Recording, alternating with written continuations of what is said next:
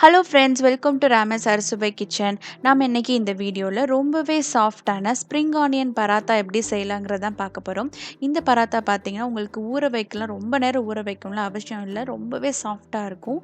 என்னோட சேனலை ஃபஸ்ட் டைமாக பார்க்குற ஃப்ரெண்ட்ஸ் சப்ஸ்கிரைப் பண்ண மறந்துடாதீங்க, கூடவே இருக்கிற பெல் ஐக்கானையும் கிளிக் பண்ணிக்கோங்க. இந்த பராட்டா ரொம்ப சாஃப்டாக செய்கிறதுக்கு இந்த ப்ராசஸ் பண்ணிக்கோங்க, ரொம்பவே சாஃப்டாக கிடைக்கும் உங்களுக்கு பராத்தா. இதுக்கு வந்து ஒரு பேனில் 1 கப் அளவு தண்ணி சேர்த்துக்கிறேன். நான் 2 கப் மாவு சேர்த்துக்க போகிறதுனால 1 கப் வந்து தண்ணி சேர்த்துக்கிட்டேன். தேவையான அளவு உப்பு சேர்த்துக்கோங்க. நான் வந்து மாவுக்கு எப்போயுமே கொஞ்சோண்டு சர்க்கரை சேர்த்துப்பேன், அதனால் கொஞ்சமாக நான் வந்து சர்க்கரை சேர்த்துக்கிறேன். ஒரு 1 டீஸ்பூன் அளவுக்கு நம்ம எண்ணெய் சேர்த்துக்கலாம். இது நல்லா வந்து இந்த தண்ணி வந்து நல்லா கொதிக்கணும். நல்லா கொதித்த பிறகு நம்ம 1 கப் மாவை மட்டும் போட்டு நல்லா கிளறிக்கலாம். நான் கோதுமை மாவு தான் யூஸ் பண்ணுறேன். நீங்கள் வந்து மைதா மாவில் செஞ்சிங்கன்னா இன்னுமே ரொம்ப சூப்பராக சாஃப்டாக இருக்கும். ஆனால் வந்து மைதா மாவு ஹெல்த்தி இல்லாதனால நான் வந்து கோதுமை மாவுலே யூஸ் பண்ணிக்கிறேன். இப்போ 1 கப் மாவு மட்டும் போட்டு அந்த தண்ணியில் நல்லா வந்து கிளறி விட்டுக்கோங்க. இப்போ நம்ம அடுத்து இன்னொரு 1 கப் மாவு சேர்த்துக்கிறேன். இதை சேர்த்துட்டு நம்ம நார்மலாக சப்பாத்தி மாவு பிசைகிற மாதிரி பிசைஞ்சுக்கலாம். மாவு வந்து கொஞ்சம் ஹாட்டாக இருக்கும். அது நல்லா உங்களால் கை பொறுக்கிற சூடு வர்ற வரைக்கும் வெயிட் பண்ணிவிட்டு அதுக்கப்புறம் கொஞ்சம் கொஞ்சமாக தண்ணி சேர்த்து நல்லா வந்து சப்பாத்தி மாவு பிசைஞ்சு வச்சுக்கோங்க. இந்த அளவுக்கு நம்ம பிசைஞ்சுக்கலாம். இப்போ இதில் வந்து கொஞ்சோண்டு ஆயில் வந்து மேலே அப்ளை பண்ணிவிட்டு அப்படியே ஒரு அரை மணி நேரம் மட்டும் ஊற வச்சாலே போதும். ஏன்னா நம்ம நார்மலாக பரோட்டாவுக்கு பார்த்தீங்கன்னா நீங்கள் ஈவினிங் ரெடி பண்ணிவிட்டு ஊற வச்சிங்கன்னா தான் உங்களுக்கு நைட்டு செய்கிறதுக்கு கரெக்டாக இருக்கும். ஆனால் இந்த பரோட்டாவுக்கு நீங்கள் அவ்வளோ நேரம் ஊற வைக்கவே தேவையில்லை, ஒரு 1/2 hour மட்டும் இருந்தாலே போதும். இதுக்கு தேவையான ஸ்ப்ரிங் ஆனியனை கட் பண்ணி எடுத்துக்கலாம். இந்த பராத்தா வந்து ஒரு டிஃப்ரெண்டான டேஸ்ட்லாம் இருக்கும், அதே மாதிரி ஹெல்த்தியாகவும் இருக்கும். ஸ்ப்ரிங் ஆனியன் சேர்த்து சாப்பிடும்போது ரொம்ப சூப்பராக இருக்கும். நல்லா பார்த்தீங்கன்னா மாவு ஊறிடுச்சு. இதை வந்து நான் ஈக்குவல் சைஸாக வந்து நான் கட் பண்ணி எடுத்துக்கிறேன். இதை நீங்கள் மைதா மாவில் செஞ்சிங்கன்னா இன்னுமே நல்லாயிருக்கும். உங்கள் விருப்பம், மைதா மாவில் நீங்கள் செய்கிறது உங்கள் இஷ்டம். நீங்கள் மைதா மாவை இதே மாதிரி ப்ராசஸில் நீங்கள் செஞ்சு எடுத்துக்கலாம்.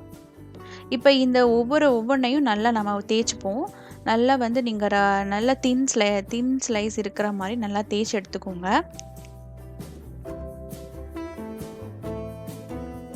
இப்போ இதுக்கு மேலே நம்ம வந்து எண்ணெய் வந்து அப்ளை பண்ணிக்கலாம். நான் ஒரு ப்ரஷ் மாதிரி இருக்குது, நான் அதை யூஸ் பண்ணி நல்லா வந்து எண்ணெய் அப்ளை பண்ணிக்கிட்டேன். நீங்கள் கையில் கூட எடுத்து நல்லா அப்ளை பண்ணிக்கோங்க எண்ணெயை. இதுக்கு மேலே கட் பண்ணி வச்சுருக்கிற ஸ்ப்ரிங் ஆனியன் சேர்த்துக்கலாம். நிறைய சேர்த்திங்கன்னா உங்களுக்கு அந்த பரோட்டா தேய்க்கும் போது அது விட்டுக்கும், அதனால் 1 2 மட்டும் அங்கங்கே தெரிகிற மாதிரி நல்லா சேர்த்துக்கோங்க. இப்போ இதை அப்படியே நம்ம ரோல் பண்ணி எடுத்துக்கலாம்.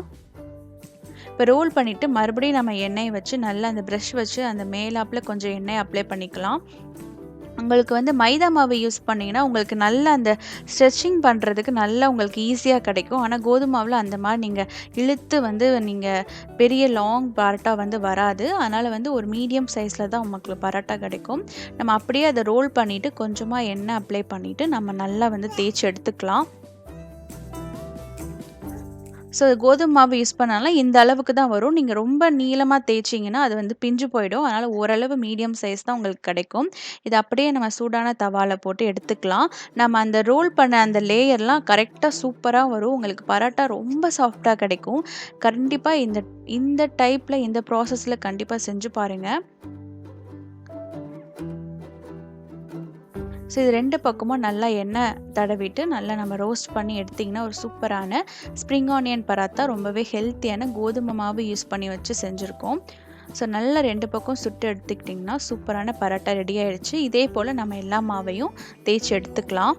இதுக்கு சைட் டிஷ் பார்த்திங்கன்னா நீங்கள் வந்து பன்னீர் கிரேவி இல்லை சன்னா கிரேவி எது வேணால் நீங்கள் வச்சுக்கலாம்.